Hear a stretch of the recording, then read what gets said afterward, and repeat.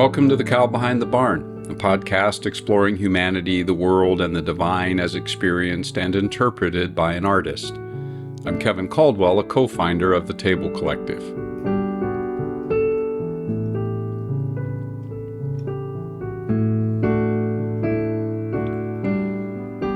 A podcast exploring humanity, the world, and the divine.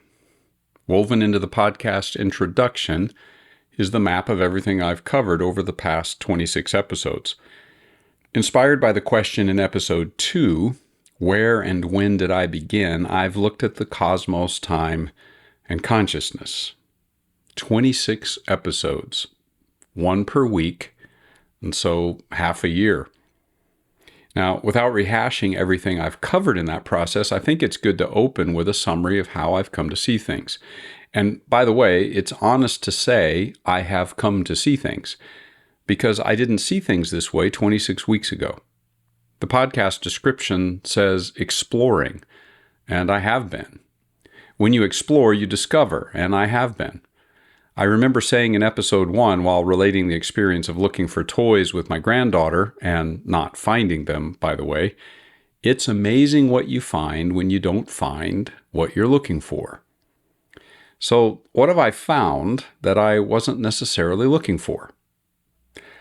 I've come to see everything related to place and time and consciousness, in other words, to where and when and I, as a dynamic interwoven fabric made up of entanglement with everything, the cosmos is our where, memory with every time, all times, chronos as past, present, and future is our when, and more recently, empathy. Is empathy the primary instrument of our interconnected existence? That third thread in the fabric is, as you see, still as much a question as a conclusion. And here's the question in the way I expanded upon it in the last episode. It's a big one, and it's worth repeating here. As I thought more about this, it came to me that empathy may be related in some way to my fourth dimension of consciousness, what I called multi-dimensional. Namely, the dimension in which a subject, such as myself, experiences what another subject, such as yourself, experiences as if it were my own subjective experience. That really is what empathy is describing, is it not? Now, my description of the multidimensional level of consciousness was intended to describe hypothetically a subject that possessed a type of consciousness in which there was such a level of entanglement with another subject or subjects that they experienced the experiences and awarenesses of that other subject, not just empathetically, but I would say existentially, even ontologically. They themselves experience the experiences of another subject in the first person as the other first person, not just as if. Empathy is still, in my way of thinking, an as if. But I'm wondering now if this hints at something more, something suggestive of a consciousness that is more than a first-person singular. Now, I don't use the word divine in that description or question, but it is hiding in the question. What I do name there is empathy. And the questions are a way of narrowing my exploration to the question of whether empathy and ultimate reality are connected and how. Which brings me back to the podcast introduction. Every time I introduce the podcast, I say exploring humanity, the world, and the divine. And here and there over the course of the last weeks and months, every time I mention the divine, I add right away, I'm getting ahead of myself. We will get there. Well, now we're at the stage where we will get there has turned into we are here. And now that I'm here, I'm asking about the divine in a way I could not have asked when I began. I'm not asking a bunch of general questions about whether there's a divine being or not, and not exploring proofs. In some ways, I'm not really even comparing views to see which is right. For example, which religion or which philosophical theory has the right view of God or the divine. I'm asking whether empathy might be a fundamental, even the fundamental element in the nature of everything. I'm asking if empathy is somehow fundamental to whatever it is that is ultimately real. And for me, that means asking whether empathy is intrinsic to the nature of the divine. In other words, or in the words that I used to frame the question in the prior episode, might empathy be a more fundamental ingredient of all consciousness than I had considered, including any big C consciousness there might be? And as such, might empathy be a core ingredient, if not the core ingredient, in our quantum entanglement with everything else?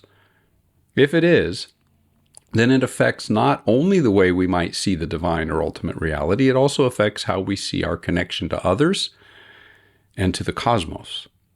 This growing sense of things has impacted my creative process. I want to share a very recent artistic way of expressing this sense of connection in the form of my song Soulcialism, which I then subtitled A Contemplative Folk Mantra. I wrote it as one song composed in response to a question which I asked myself recently. What would the folk singers of the 1960s here in the United States sing about in 2025? One thing I think we need to sing about is how to live in times like these with a compassionate mindfulness. In fact, an empathetic mindfulness, which does not only feel compassion for, but feels with, indeed, feels with others as if we were the other. This refrain in the song is about a shared collective way of seeing the world. And at the heart of that for me is empathy. So here's the song, Soulcialism, a contemplative folk mantra.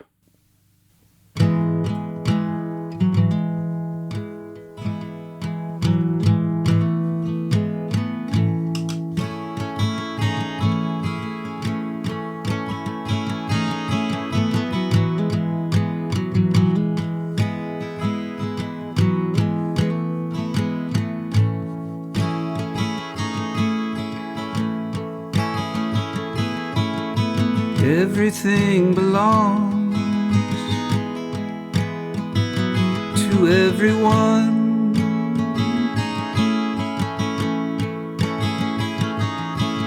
And everyone belongs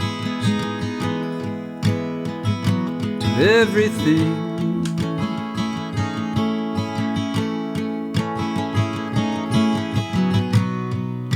We vote for empty promises. We want power on our side, doing the right thing in the wrong way, turns truth into a lie.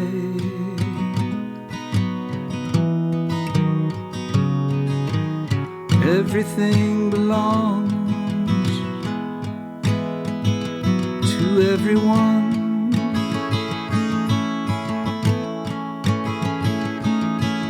And everyone belongs to everything.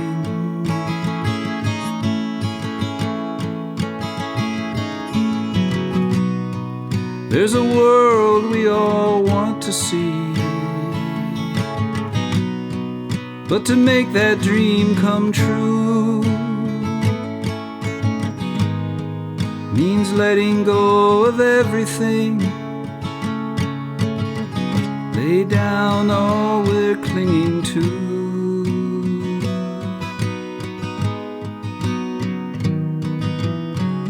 Everything belongs to everyone.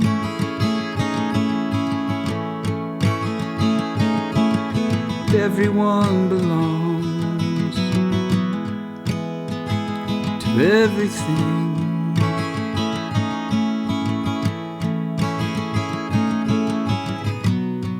We all breathe from the same sky, touch the same stars with these eyes. How long is it gonna take till we finally realize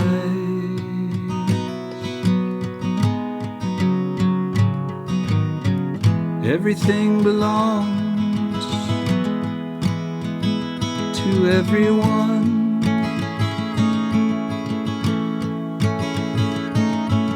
and everyone belongs to everything.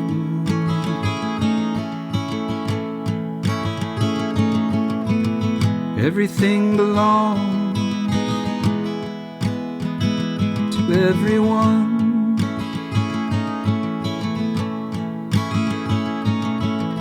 Everyone belongs to everything.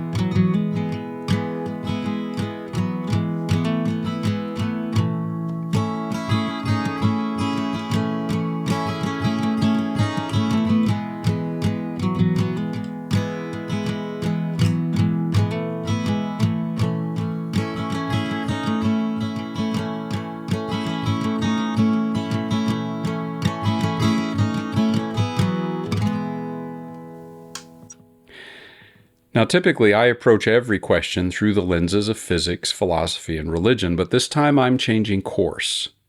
While I certainly have physics and philosophy swirling in my mind as I ponder the question of reality and the divine, I am going to focus on the religious answers. Why this narrower focus? Well, in part because I'm asking a narrower question. But let me talk for a moment about, first, why no physics? I'm asking if empathy might be a clue to understanding ultimate reality. Quantum physics and the theory of entanglement seems to suggest, to me at least, a way that physics describes the sort of linkage I understand empathy to create. Empathy is perhaps more of a way to describe our linkage or interconnection with everything in more psychological terms as opposed to the terms of physics. Quantum entanglement is what has suggested to me that something like empathy may be, in fact, a fundamental building block of everything. But physics itself can't address or answer that. I've noted in previous episodes the fact that physicists, when they address topics such as consciousness and mind, for example, seem to base their conclusions on something other than what physics alone can tell them. They seem to rely on philosophy and religion, whether consciously or unconsciously. Well, then why no philosophy? Why am I not bringing in more input from that world?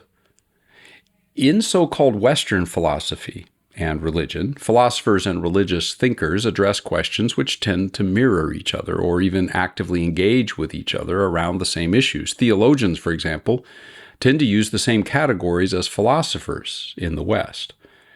In the so-called Eastern religions, one would be hard-pressed to distinguish what is a religious versus a philosophical theory.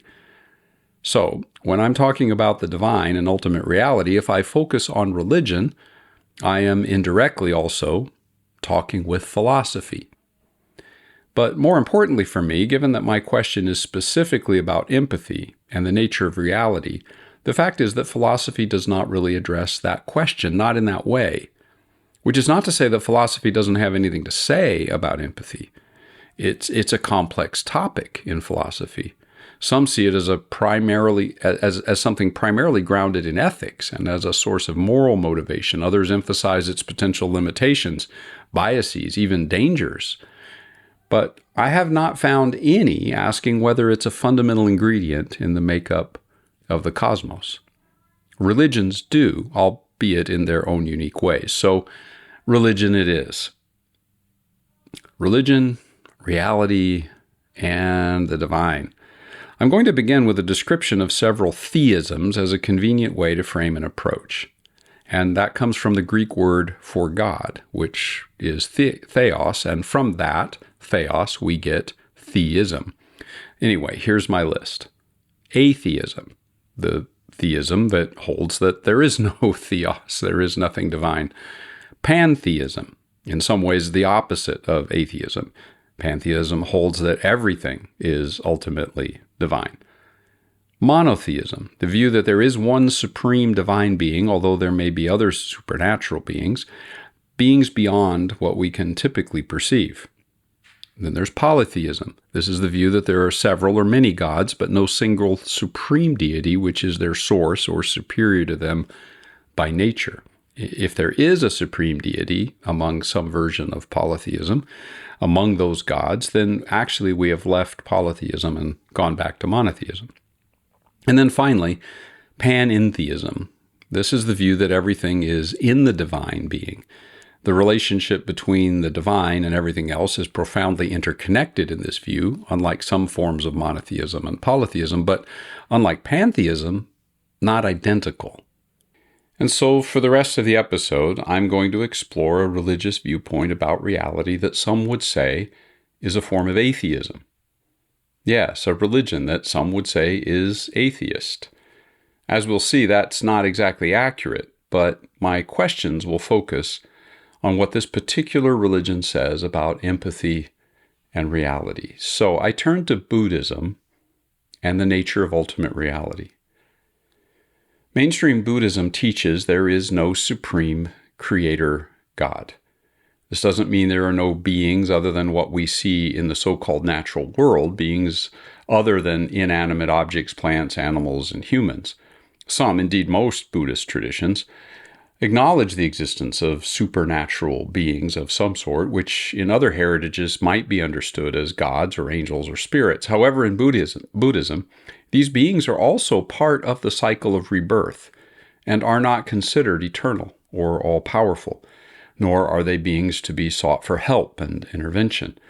They too need enlightenment. They need to follow the path of liberation and the cycle of suffering, the path the Buddha discovered and then taught. Because Buddhism denies a single supreme creator, it's been labeled by some as a type of atheism. It's probably closer to the truth to say Buddhism is non-theist rather than atheist. Buddha's entire focus was on attentiveness to what is, and especially on what can be known by mindful, attentive, honest appraisal of things as they actually are. So questions about the reality of the divine are questions about something that's unknowable by the sort of observation we just described. Whether or not there's a divine being is like other questions, I think, which Buddha placed in the category of things not to be concerned with, since one can't know the answers, and at least not with certainty, through observation, and thus the questions can't serve us in getting free from the cycle of suffering caused by attachment. Indeed, ideas of the divine can be expressions of cognitive attachment in their own right when we get stuck on certain ways of seeing things. So my question is not so much about what Buddha thinks of God or the divine, but rather, what does Buddha say about empathy and its connection to whatever it is that is ultimately real? So I turn to Buddha and reality and empathy. As just mentioned, Buddha's experience of enlightenment was rooted in meditation, aimed at seeing everything exactly as it is, including oneself. Buddha's path involves what is real, what is really real, I want to say, the real. And what is that? Well, one way to get at an answer to that question is to look at how the aims of Buddhist meditation are described. And one of the main descriptions of those aims takes the form of the Four Brahmaviharas, or divine abidings, they are sometimes translated. And those four are compassion, or metta, empathy, karuna, sympathetic joy, mudita, and equanimity, upekkha. These four are one way to describe the aim of the entire Dhamma, or teaching of the Buddha.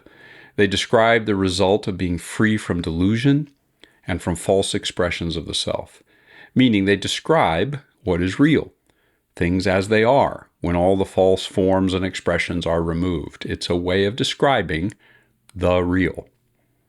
So let me take them in turn, and I'll start with compassion, or metta.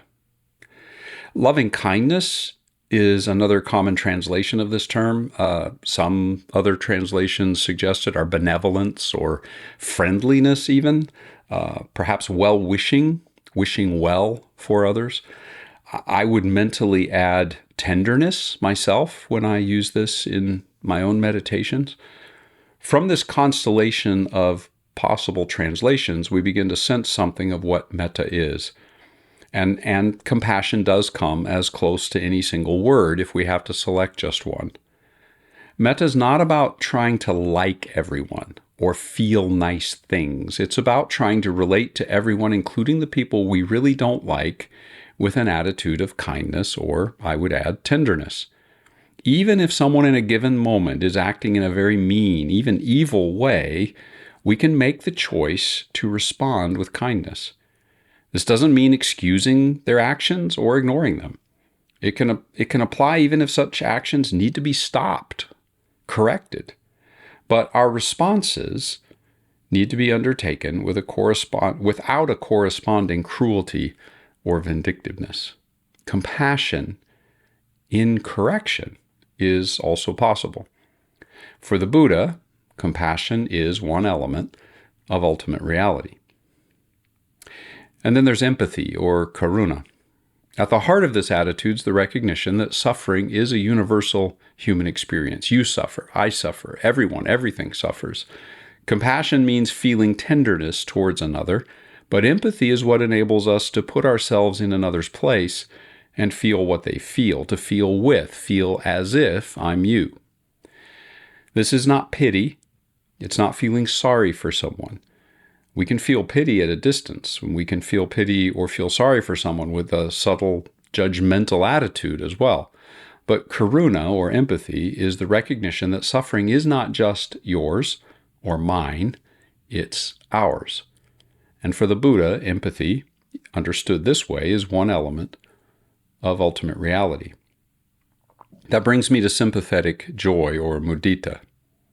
Mudita is extremely difficult to find a single equivalent word for.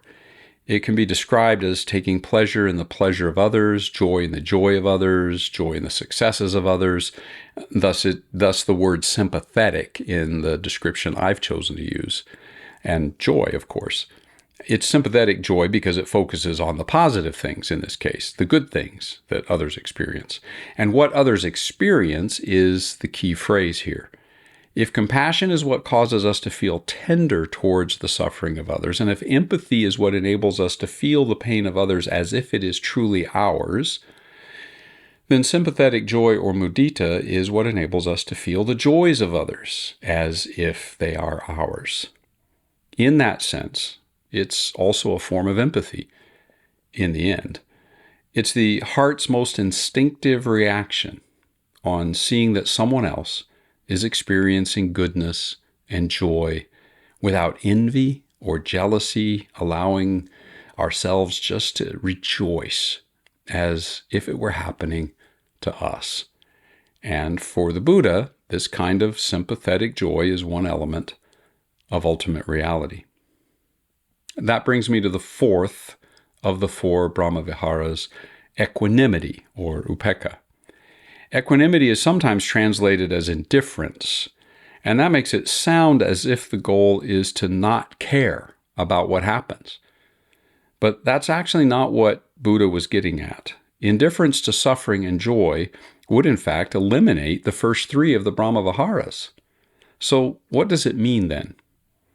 If I learn to see things as they are, and if I cultivate the ability to accept what I see, good and bad, without denial and without a desire to only experience the good or to only keep the difficult and painful at bay, that's equanimity. Equanimity is, at the core, an acceptance of things as they are. Rather than being the opposite of compassion or empathy or sympathetic joy, equanimity actually can enable us to experience true versions of those. For example, a disinterested compassion, a compassion that is not wrapped up in my own self-interest, is a compassion fully free from self-interest. The same for empathy and for sympathetic joy. Equanimity enables us also to fully accept ourselves as we are, as they are, whether we like those selves of ours or not. Equanimity enables us to accept ourselves as we are.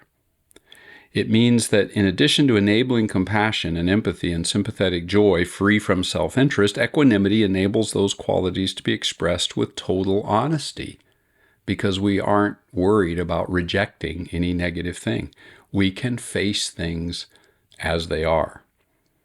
Again, equanimity frees us to actually see ourselves as we are and see others as they are, which is what enables us then to respond with compassion, empathy, and sympathetic joy.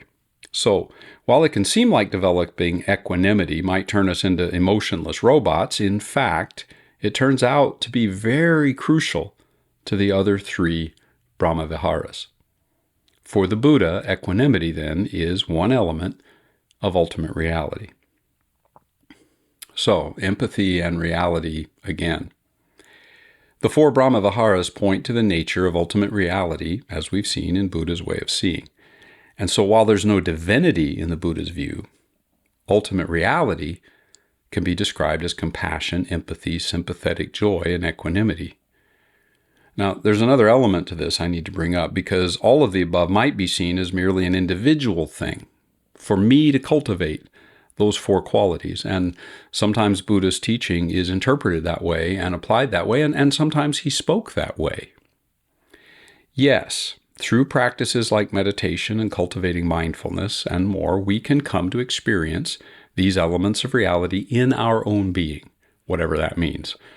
But that is possible because they're real, ultimate reality, what really is.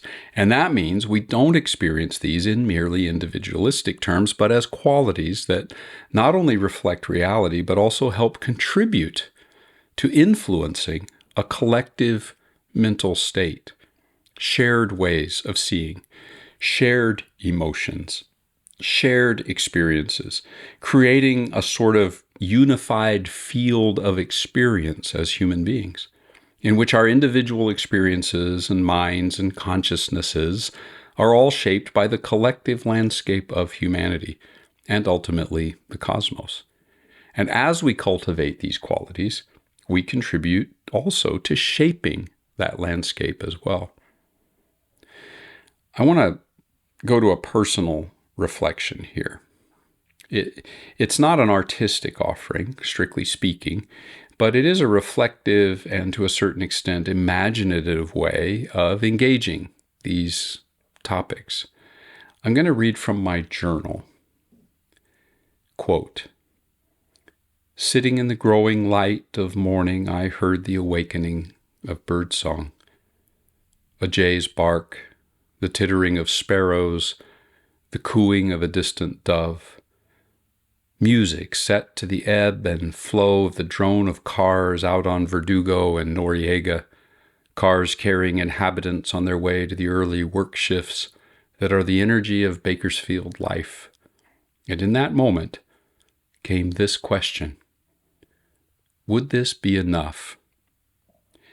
If I were alone, my relationships in life circumscribed down into a circle of one, me alone, my purpose in life circumscribed in a circle of simply and only being this me here, with no influence, nothing to produce or provide, no goals to achieve, no others to lead or to affect, the world proceeding all around me busy and full of purpose, oblivious to a man in a room, hearing the birdsong in the slowly growing light." And then the thought came, if that isn't enough, to simply hear the birdsong, then every goal or achievement, all my pursuits and plans and purposes would end up tainted with the smoke of a consuming fire, the burning craving for significance, the need to matter, to achieve, but also to have it seen and applauded. If not content with the sound of a bird on the wings of a morning, then life would be defined by something other than my simply being alive and aware and awake. In some ways, I'm asking myself if I really believe what I said in episode 1 of the Cow Behind the Barn podcast. If no one is listening, if no one ever listens, does it matter? Is it worth doing? Does it have any value? And I think today I could replace each "it" in that sentence with an "I." If no one is listening, if no one ever listens, do I matter? Am I worth something, anything? Do I have any value? Did I create this for its own sake? Do I do anything for its own sake? Live life for its own sake? Am I myself simply for the sake of being this self, as fully as I can possibly be this self? This exposes my question of where and when did I begin at the level of its very root, its most profoundly existential dimension. I've been struck by the metaphysical dimensions buried inside the where and when did I begin question, and I've explored those for the previous 25 episodes in my podcast, but now I'm at the real thing, knocking on the real door. What is the question behind the question, where and when did I begin? Well, I'll put down my journal pen and come back to the podcast.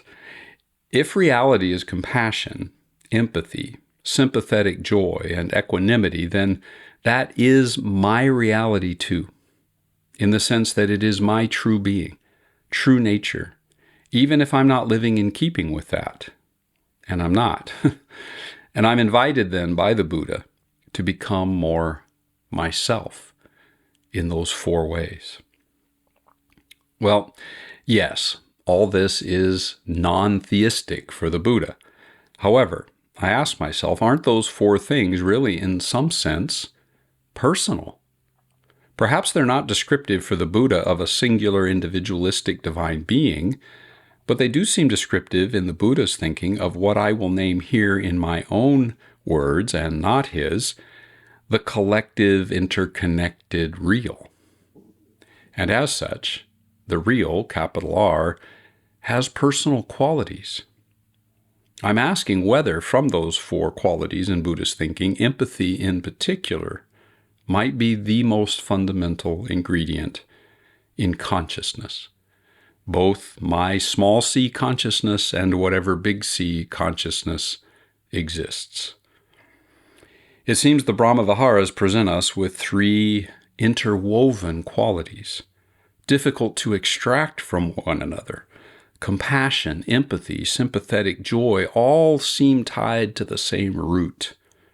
Empathy seems to play a crucial role in relationship with the other 2. At the very least, it certainly factors as one important element in ultimate reality and the nature of consciousness for the Buddha. So Buddhism then has provided some significant input to me for our question about empathy and the nature of what is really real. What about other religious heritages? Well, I'll explore that more, and you know what's coming next time.